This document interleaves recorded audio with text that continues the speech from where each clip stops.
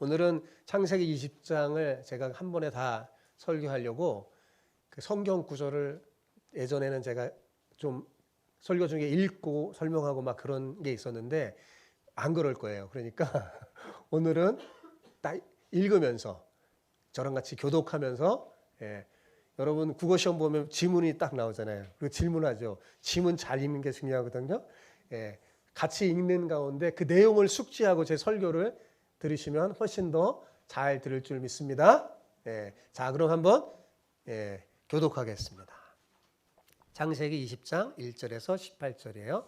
제가 먼저 읽겠습니다. 아브라함이 거기서 네게부 땅으로 옮겨가 가데스와 술 사이 그랄에 거류하며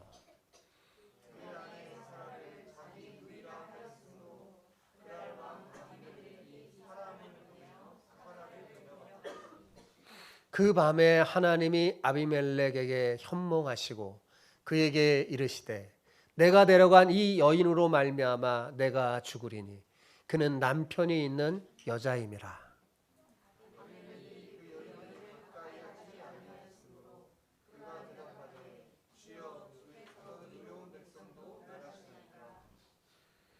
그가 나에게 이는 내 누이라 하지 아니하였나이까. 그 여인도 그는 내 오라비라 하였사오니 나는 온전한 마음과 깨끗한 손으로 이렇게 하였나이다.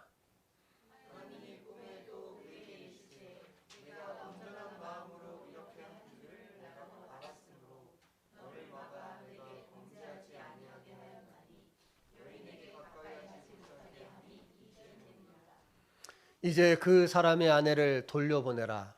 그는 선지자라. 그가 너를 위하여 기도하리니 내가 살려니와 내가 돌려보내지 아니하면 너와 내게 속한 자가 다 반드시 죽을 줄 알지니라.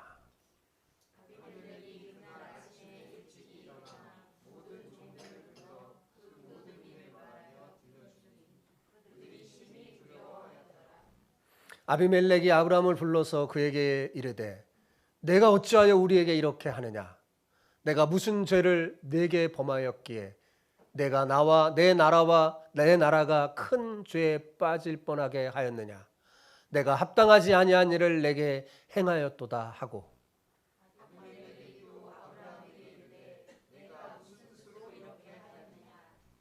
아브라함이 이르되 이곳에서는 하나님을 두려워함이 없으니 내 아내로 말미암아 사람들이 나를 죽일까 생각하였으며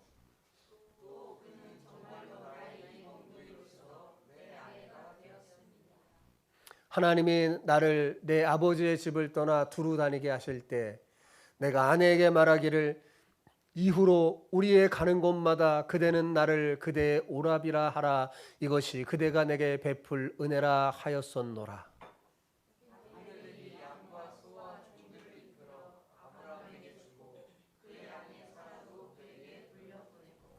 아브라함에게 이르되 내 땅이 내 앞에 있으니 내가 보기에 좋을 대로 거주하라 하고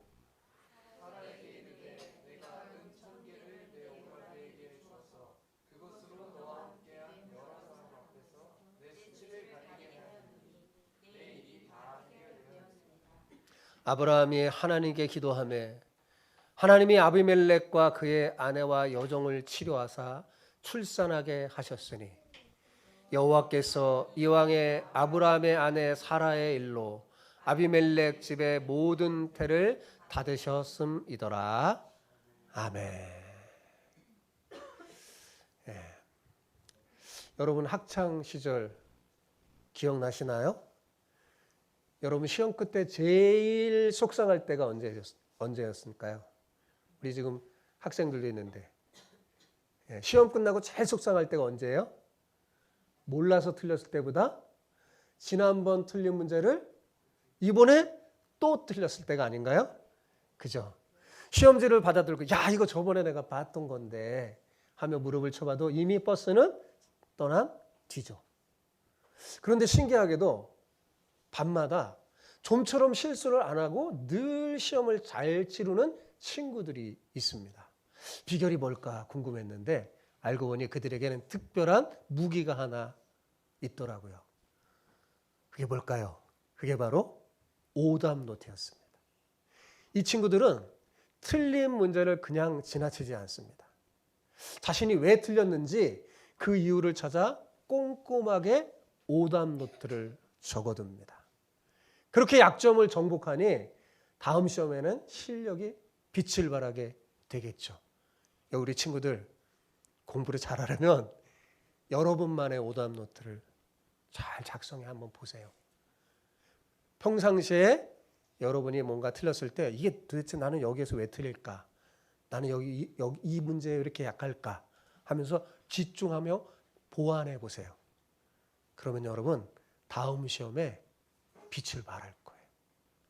그런데 여러분 제가 시험 잘 치르라고 지금 말하는 게 아니잖아요. 우리 신앙생활에도 이 오답 노트가 꼭 필요하다는 사실을 아시기 바랍니다. 오늘 본문에는 믿음의 조상이라고 불리는 아브라함이 등장하죠. 그런데 오늘 그의 모습 어때요? 믿음의 조상 닮나요? 그렇지 않나요? 그렇지 않죠. 영 믿음의 조상답지가 않아요. 예전에 애굽에서 냈던 오답을 똑같이 토시 하나 안 틀리고 또 적어내고 있거든요. 그죠? 오늘 본문 읽으면서 앞에 있었던 애굽에서 있었던 일 생각나지 않았나요? 똑같은 시험에 똑같이 오답을 적고 있어요.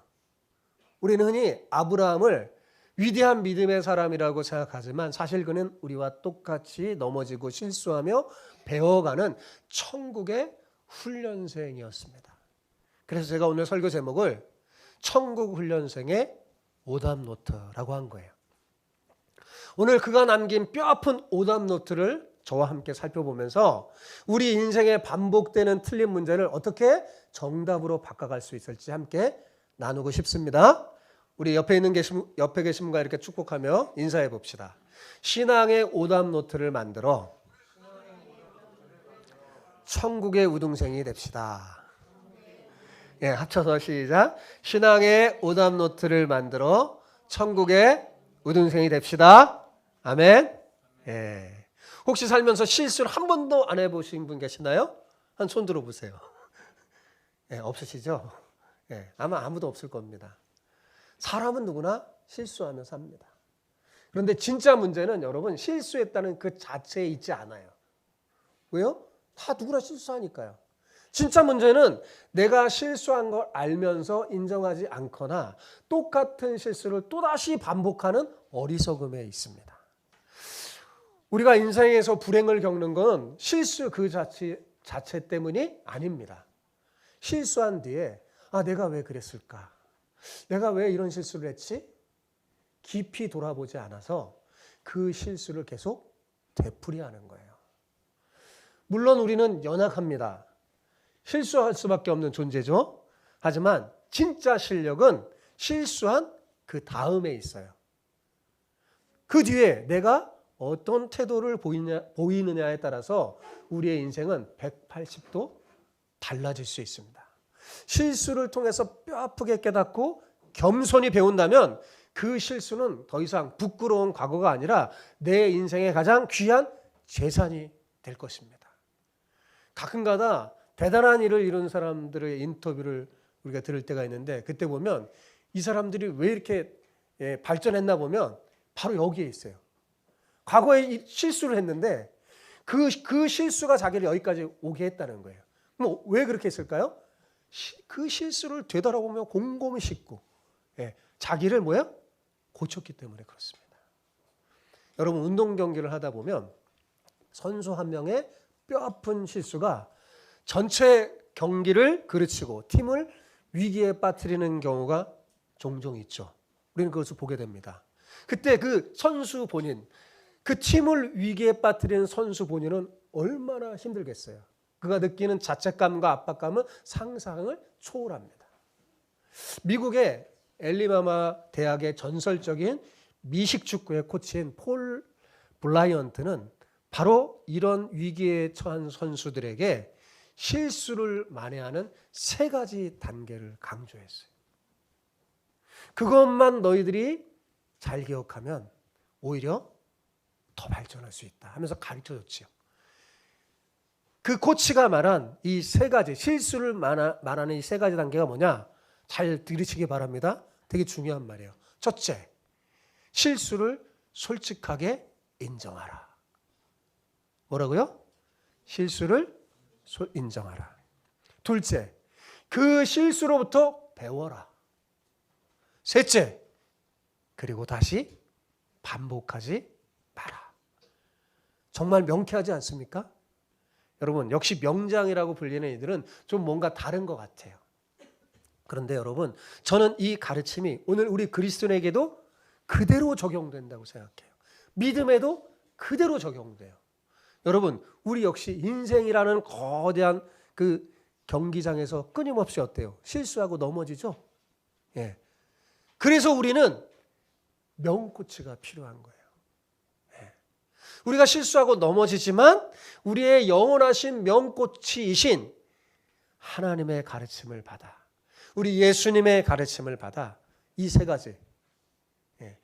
실수를 인정하고 실수를 통해 배우고 그리고 다시는 반복하지 않도록 노력하는 것. 이 세 가지만 잘 지킨다면 우리의 실수는 실패로 끝나지 않을 겁니다. 오히려 그 실수를 딛고 우리 인생을 멋지게 역전시킬 수 있습니다. 실패는 성공의 어머니라는 말은 바로 이 사람들에게만 적용되는 거예요. 여러분, 아브라함이 이 코치의 말을 들었더라면 얼마나 좋았을까요? 안타깝게도 그는 예전의 실수를 대수롭지 않게 여겼고, 그래서 결국 같은 실수를 반복해서 축복을 통째로 날려버릴 위기에 처합니다. 다행히 여러분, 하나님이 개입하셨기에 망정이지 정말 큰일 날 뻔 상황 아니었습니까? 사실 본문을 읽다 보면요, 굉장히 당황스러워요.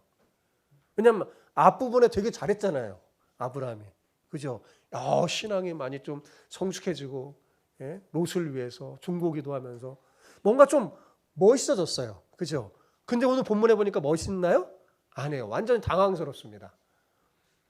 믿음의 조상이 어떻게 이럴 수 있을까? 그런 생각이 듭니다. 여러분, 우리는 성경을 읽으면서 성경과 위인전, 세계의 위인전과 결정적인 차이를 발견하게 됩니다. 여기서요. 여러분, 위인전은 어때요? 허물을 감추고 업적만 드러납니다. 그 사람의 장점만 기록해요. 그래서 제가 어린 시절에 이수진 장군은요, 화장실도 잘 안 가는 줄 알았어요. 실수가 하나도 없어요. 위인전들을 읽어보면요. 그런데 성경의 거장들은 어때요? 민낯이 적나라하게 다 드러납니다. 술에 취한 노아, 혈기를 부린 모세, 범죄한 다윗, 그리고 배신한 베드로까지. 왜 성경은 이들의 부끄러운 실수를 여과 없이 드러내는 걸까요? 그 위인전과 성경이 크게 다른 점이에요. 왜 그럴까요? 성경은 인간 영웅을 만드는 책이 아니라 실수투성이인 인간을 붙드시는 하나님의 은혜를 기록한 책이기 때문입니다. 그래서 여러분, 성경을 읽으면서 인간 영웅을 발견하면 실망하게 돼요. 그들은 완벽하지 않거든요. 근데 그 속에 뭘 발견해야 될까요? 우리 실수투성이 인간인 진짜 영웅, 그분이 누구세요? 하나님을 발견해야 돼요. 그리고 이것을 이렇게 기록한 이유는 또 한 가지 이유가 있는데, 그것은 바로 우리를 향한 세심한 배려이기도 합니다. 이런 거예요. 마치 너희는 이런 실수를 반복하지 말라는 강력한 경고죠. 여러분, 우리가 왜 이게 책을 읽는 게 좋으냐면, 책은 우리의 실수를 반복하지 않게 해줘요. 미리 앞서간 사람들의 실수를 보고 이렇게 하면 안 되겠구나 알게 해주는 거예요. 여러분, 그러므로 여러분, 성경에서 누군가의 실수를 볼 때 어떻게 될까요? 우리의 눈을 크게 뜨고 배워야 합니다. 오늘 말씀을 듣는 중에 여러분에게 떠오르는 실수가 있다면 지금 바로 인정하시기 바랍니다. 사람에게는 용서를 구하고 하나님께는 철저히 회개해야 합니다. 대충 넘어가면 어떻게 될까요? 또 반복해요, 그 실수를. 정면으로 대면해야지 실수를 넘어서 성숙으로 나아갈 수 있다는 사실을 기억하기 바랍니다. 자, 그렇다면 아브라함 같은 이 거장조차 왜 똑같은 오답을 적었을까요? 우리가 그 이유를 분석해 보면 우리의 인생의 오답 노트를 어떻게 써나가야 될지 답이 보입니다. 자, 첫 번째, 아브라함도 우리와 똑같은 연약한 사람이기 때문입니다. 성경에 등장하는 아무리 대단한 사람도 자세히 보면요, 성경을 그도 연약한 사람이라는 걸 알게 돼요. 연약한 사람이에요. 그는 처음부터 완벽한 영웅이 아니었습니다. 하나님께서 이름이 원래 아브라함의 이름이 뭐였어요? 아브라함이었잖아요. 아브라함으로 바꿔줬잖아요. 이름을 바꿔줬다고 해서 그의 옛 본성까지 하루아침에 사라진 게 아니었어요. 그는 여전히 깎이고 다듬어야 할 천국 훈련생이었어요. 그는 원래 겁쟁이였거든요. 이게 좀처럼 사라지지 않아요. 그런데 여러분, 이 아브라함의 신앙의 오답 노트를 적어가면서 아브라함은요, 나중에 전혀 겁쟁이가 안 됩니다. 대단히 달라져요. 네, 천국의 우등생이 되죠. 여러분, 우리 역시 마찬가지입니다. 성도가 되었다고, 우리가 예수님을 잘 믿고 성도가 되었다고 곧장 무결점 인생이 되는 게 아니에요. 예수님 믿는다고 다 그냥 갑자기 막 내가 업그레이드 되는 게 아니죠. 우리는 천국문에 들어갈 때까지 끊임없이 뭐 해야 돼요? 훈련해야 하는 존재입니다. 천국의 훈련생이에요. 깨어 기도하며 하나님을 의지하지 않으면 우리 또한 언제든지 넘어질 수 있는 천국의 훈련생임을 절대로 잊지 마시기 바랍니다. 네, 두 번째, 왜 그가 오답 노트를 적었는가? 환경보다 크신 하나님을 잊고 눈앞의 환경에 압도당했기 때문에 그렇습니다. 자, 아브라함은 소돔과 고모라가 멸망하는 현장을 목격했어요, 안 했어요? 목격했어요. 기도하면서. 그 목격한 것까지 좋은데 그 엄청난 그 멸망의 장경을 목격한 다음에 아마 깊은 두려움에 빠진 것 같아요. 자, 보세요. 아브라함 앞부분에 아브라함에 대한 내용을 읽어보면 아브라함의 특징이 뭐냐면 늘 하나님께 묻고 움직입니다. 특히 자기가 거주하는 장소를 옮길 때는 늘 하나님께 묻고 제단을 쌓고 예배를 했어요. 그죠? 근데 오늘 본문 시작하는데 아브라함이 이사하는 장면이 시작되죠. 거기서 헤브론에서 그랄로 옮깁니다. 근데 어때요? 하나님께 묻습니까? 전혀 안 묻습니다. 옮긴 다음에 제단을 쌓았나요? 쌓지도 않았어요. 완전 평상시 자기 모습과 완전 달라요. 이게 뭐예요? 충동적으로 거처를 헤브론에서 그랄로 옮긴 거예요. 왜 옮겼을까요? 최대한 심판의 현장에서 멀리 달아나고 싶었던 거예요. 헤브론도 보이거든요. 소돔과 고모라가 보여요. 네. 더 멀리 달아나고 싶었던 거예요. 그래서 남쪽으로 네게부 남쪽 지방 끝쪽으로 가버린 거예요. 하지만 낯선 땅에 가니까 그랄에서 생명의 위협을 느낍니다. 왜냐하면 당시 그랄 땅은 블레셋 지역의 땅이었어요. 아비멜렉이라는 왕이 다스렸죠. 아비멜렉은 사람 이름이 아니라 왕의 이름이에요. 애굽 왕의 바로처럼 왕의 이름이에요. 이렇게 막상 거기에 갔더니 위협을 느낀 거예요. 그러자 또다시 어떻게 해요? 아내를 누이라고 속입니다. 애굽에서의 오답을 그대로 반복하죠. 여러분, 그리스도인의 최대의 적은 두려움입니다. 두려움에 사로잡히면요, 생각이 마비되고 신앙의 위험이 땅에 떨어져 버려요. 하나님을 바라보지 못하고 거대한 환경을 바라보면 그 사람이 믿음의 사람답지 않게 돼요. 성경은 사랑 안에 두려움이 없다고 했습니다. 하나님의 사랑을 확신하면요, 두려움이 없어져요. 내 속의 두려움이 싹 사라져요. 왜냐하면 내가 사랑하는 하나님은 어떤 하나님이에요? 엘샤다이 하나님이시거든요. 근데 아브라함은 잠시 그 사랑을 놓쳤습니다. 자신이 믿는 하나님이 전능하신 엘샤다이이심을 망각한 거죠. 자, 셋째, 이게 가장 결정적인 이유거든요. 지난 실수를 심각하게 여기지 않았기 때문입니다. 아브라함은 과거 애굽에서 겪은 그 수치로운 실수를 철저히 돌아보지 않았어요. 그저 대충 덮어버린 거죠. 대수롭지 않게 여긴 거예요. 여러분, 죄를 가볍게 여기는 것이 가장 위험합니다. 그래서 잠언 기자는 미련한 사람은 죄를 심상히 여긴다고 했는데, 그 심상이라는 뜻은 뭐냐면 대수롭지 않게, 하찮게. 죄를 그렇게 여기는 사람은 미련하고 어리석은 사람이에요. 똑같은 실수를 반복합니다. 죄를 진심으로 미워하고 혐오하게 되면 결코 그 근처에도 가고 싶지 않게 되거든요. 오답 노트를 쓰지 않으면 여러분, 같은 문제를 반드시 또 틀립니다. 우리 친구들. 여러분, 오답 노트 쓰지 않으면 자꾸 틀린 문제 틀리는 친구들이 그런 거예요. 대충 넘어가니까 그런 거예요. 대충. 하지만 기억하십시오.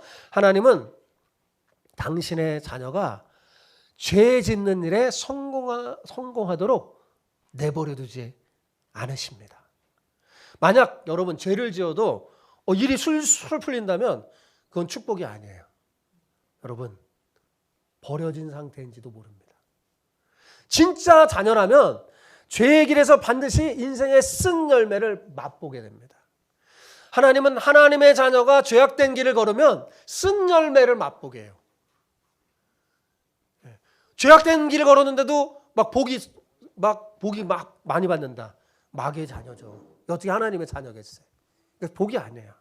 하나님은 우리를 사랑하시기에 용서는 하시는데 그 죄가 얼마나 비참한 결과를 낳게 하는지 뼈저리게 깨닫게 하십니다. 그래서 어떻게 해요? 다시는 그 실수를 범하지 않게 하는 거죠. 그렇게 우리를 다시 거룩한 길로 돌려 세우시는 분이 우리가 믿는 하나님이에요. 자, 여러분, 아브라함은 이 똑같은 실수를 반복함으로 얼마나 많은 것을 잃어버렸는지 몰라요. 거짓말 하나로요, 너무나 많은 걸 잃어버렸어요. 자, 그게 잃어버린 게 뭘까? 첫째, 그의 인격이 땅바닥으로 곤두박질 쳤습니다.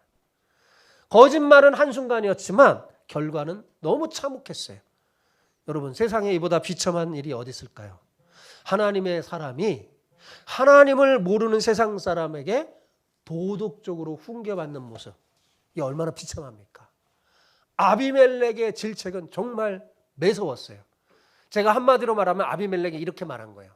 당신이 어찌하여 우리에게 이럽니까? 당신 정말 해서는 안 되는 일을 했어. 이 아비멜렉의 한마디에 아브라함의 자존심은 갈갈이 찢겨졌습니다. 고개를 들 수 있겠어요? 이방 왕에게서 이런 면박을 들었으니 그의 얼굴이 얼마나 화끈거렸을까요? 죄는 우리를 당당한 하나님의 자녀에서 고개로 들지 못하는 부끄러운 죄인으로 전락시킵니다. 하지만 여러분, 이 뼈아픈 수치는 역설적으로 아브라함의 오답 노트를 바로잡는 계기가 되었어요. 그는 이 충격을 통해서 내가 다시는 똑같은 오답 노트를 적지 않겠다 뼈저리 다짐했을 겁니다. 그래서 오늘 이후로 여러분, 아브라함이 확 달라지는 것을 22장부터 발견할 수 있어요. 이제 웬만하면 실수하지 않아요. 그래서 뭐예요? 대단한 일을 하죠. 자기 아들 이삭도 하나님 앞에 온전히 드리는 놀라운 순종을 거할 수 있는 믿음의 성숙을 이루게 된 겁니다. 그냥 하루아침에 그렇게 된 게 아니에요. 이런 오답 노트, 신앙의 오답 노트를 적은 거죠. 자, 그럼 또 뭘 잃었느냐? 그는 인격뿐만 아니라, 자신의 인격뿐만 아니라 증거의 능력을 상실했어요. 그는 하나님의 증인이었거든요. 세상을 향해서 하나님의 그 놀라운 사랑과 은혜와 복을 전해야 할 사람이었잖아요. 그죠? 근데 세상이 우리를 향해서 도리어 당신들 대체 왜 그러시오? 라고 묻는다면 어떻게 되겠어요? 우리의 영적인 영향력이 어떻게 될까요? 떨어질 수밖에 없죠. 소멸됩니다. 비겁하게 거짓말을 일삼는 아브라함을 보면서 누가 그가 믿는 하나님을 믿겠습니까? 오히려 하나님은 그 세상 사람들이 말하죠. 아유, 하나님 믿는 너네도 별 볼 일 없구나. 오히려 비웃고 하나님의 이름이 땅에 떨어질 것입니다. 여러분, 소돔의 롯을 보세요. 그가 심판을 사이들에게, 가족들에게 경고했을 때 어떻게 했어요? 사이들은 그 말을 농담으로 여겼다고 그랬잖아요. 왜 그랬을까요? 평소에 엉망의 삶이었으니 그 말에 권위가 실릴 리가 없겠죠. 그런데 안타깝게도 지금 아브라함이 롯과 똑같은 처지가 된 겁니다. 여러분, 삶이 뒷받침되지 않는 복음은요, 세상에 아무런 울림도 주지 못합니다. 여러분, 여러분의 말이 영적인 능력이 있으려면 어떻게 돼요? 삶이 뒷받침돼야 돼요. 세 번째, 아브라함은 복의 통로가 아니라 재앙의 원인이 되고 말았어요. 원래 아브라함은 어떤 복을 받았어요? 복의 통로였어요. 하나님은 아브라함을 부를 때 뭐랬어요? 땅의 모든 족속이 너로 말미암아 복을 얻을 것이니라 그랬어요. 놀라운 말 아닙니까? 땅의 모든 족속이 아브라함으로 말미암아 복을 얻는데요. 그러니까 그가 머물기만 해도 주변이 살아나는 복덩이로 하나님은 삼으신 거죠. 우리 복덩이란 말이잖아요. 그 왜 복덩이에요? 그 사람이 있으면 뭐예요? 같이 나도 복을 받으니까 복덩이인 거예요. 아브라함이 바로 그런 거죠. 그런데 지금 상황은 어때요? 정반대입니다. 아브라함 때문에 아비멜렉 집안에 태가 다치는 저주가 임했어요. 자녀들이 안 생기는 겁니다. 생명을 낳아야 할 복의 통로가 오히려 생명의 문을 닫아버린 겁니다. 여러분, 하나님의 자녀가 그분의 뜻을 어기면요, 복의 길이 막혀요. 주변의 사람들이 나를 아는 것 자체가 그들에게 복이 되어야 되지 않겠어요? 여러분, 원래 그런 존재거든요. 여러분 때문에 주변 사람들이 잘 돼야 되는 존재. 여러분, 복동이에요. 우리 교회가 이곳에 있으므로 이 지역 사회가 살아나는 축복이 있어야 되지 않겠어요? 우리 교회가 운정에 있어서 운정이 복받는 줄 믿습니다. 이래야 되는 거예요. 원래 그리스도인 그런 존재예요. 신앙의 맛을 잇는다. 그런 건요, 다른 게 아닙니다. 자꾸만 같은 실수를 반복하고 하나님의 뜻을 어기고 죄의 길을 걷는 거예요. 하나님의 자녀인데도. 맛을 잃은 소금이 되어 영향력을 상실하는 그런 불행한 훈련생이 되지 않기를 바랍니다. 그러면 우리 예수님이 그랬어요. 사람들이 밟을 거라고. 그리스도인이 맛을 잃잖아요. 사람들이 밟아요. 지금 밟힘을 당하잖아요. 아브라함이 아비멜렉 앞에서. 그죠? 그렇게 되는 거예요. 넷째, 그는 가장 소중한 하나님의 약속마저도 잃어버릴 위기에 처했어요. 여러분, 불과 며칠 전 하나님은 아브라함에게 내년 이맘때에 내 아내에게 아들이 있을 것이다 라고 약속했어요. 그죠? 그런데 아브라함의 이 거짓말 한마디에 어떻게 돼요? 이 모든 약속이 물거품 될 뻔했습니다. 아브라함이 자기 아내를 누이라고 속이자 뭐래요? 아비멜렉 왕이 당시에 권력이 있으니까요. 그녀를 궁으로 데려간 겁니다. 만약 하나님께서 그 밤에 급히 개입하지 않았더라면 어떻게 됐을까요? 이삭은 태어나지도 못했을 것이고 하나님의 구원 계획은 완전히 무너졌을 것입니다. 나의 비겁한 실수가 반복될 때 하나님의 거대한 약속을 가로막는 걸림돌이 될 수 있다는 사실을 기억하기 바랍니다. 마지막으로 여러분, 아브라함의 실수가 가져온 가장 큰 슬픈 결과는 뭐냐면 자녀가 그 죄를 그대로 담는다는 사실입니다. 여러분, 훗날 창세기 앞으로 제가 또 계속 볼 거니까 살펴볼 텐데 비참하고 참담한 장면이 또 나오죠. 아들 이삭이 아버지와 똑같은 위기 상황에서 똑같이 거짓말하면서 죄를 답습합니다. 똑같이 해요.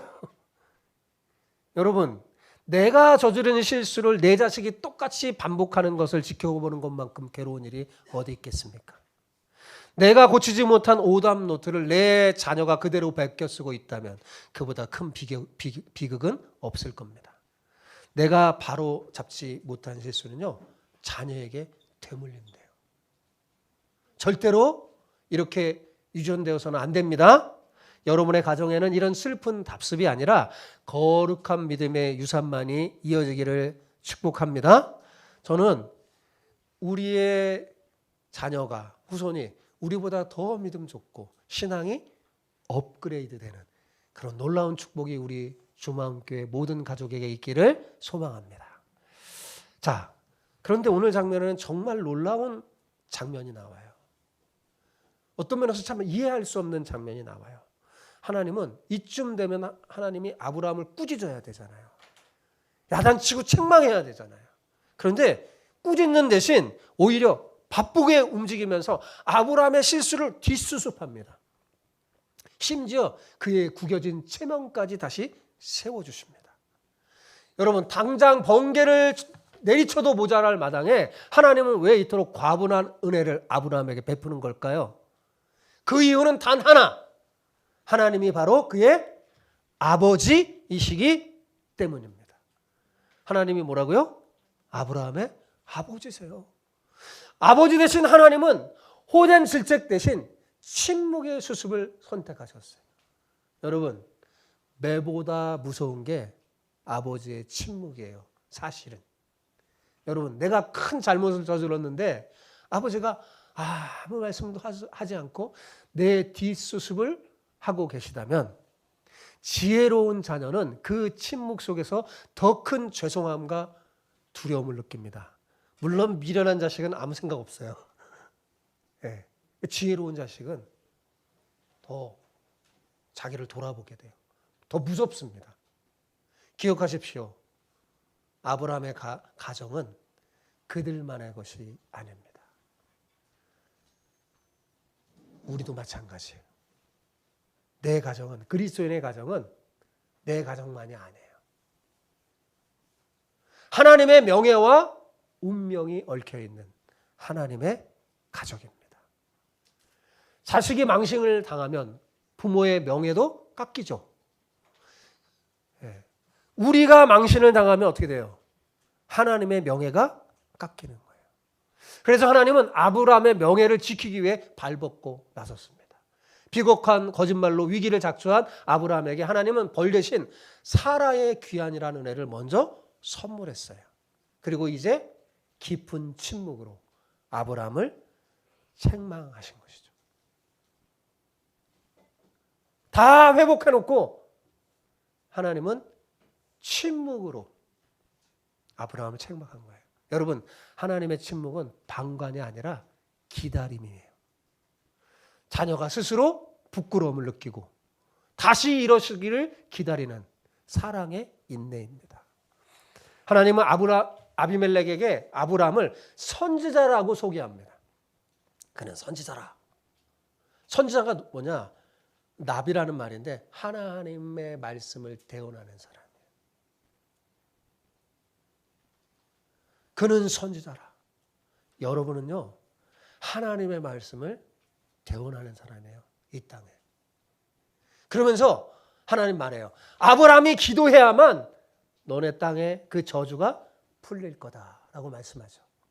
결국 아브라함은 아비멜렉과 그 집안을 위해서 기도합니다.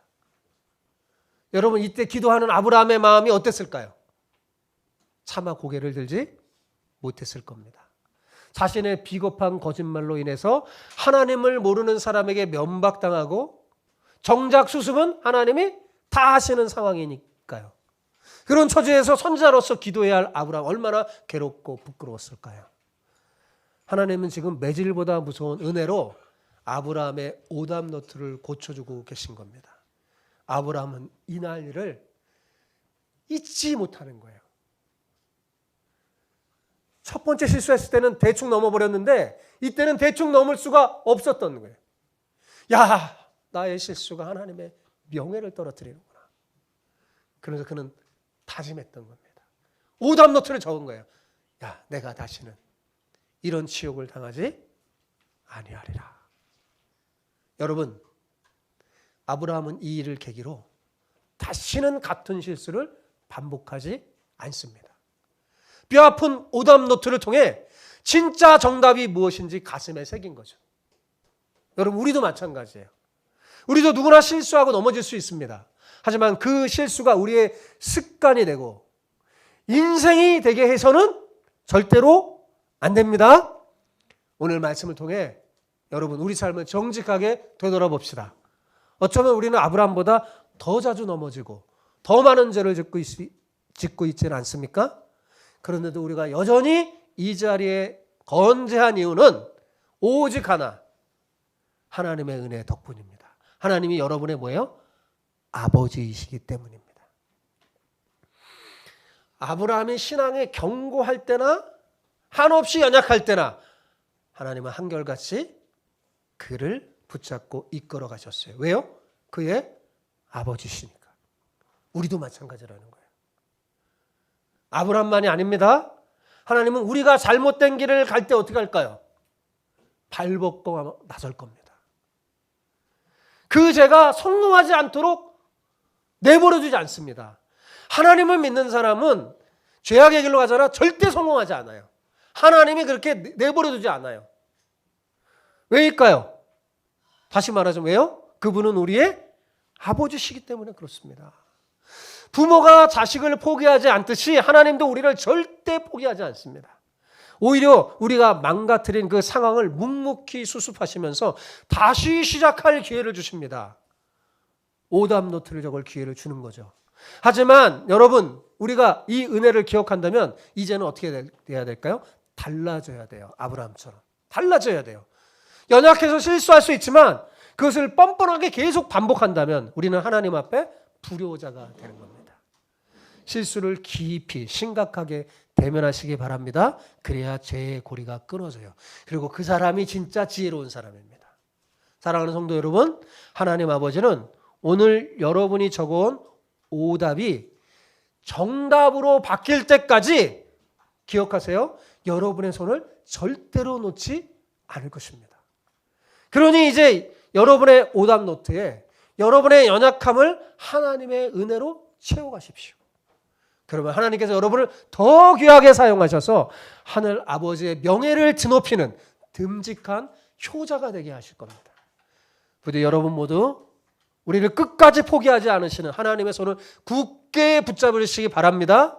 인생의 오답노트를 정직하게 기록하여 이제는 반복된 실수가 아니라 반복된 순종으로 나아갑시다.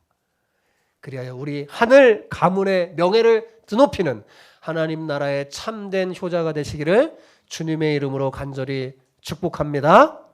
아멘.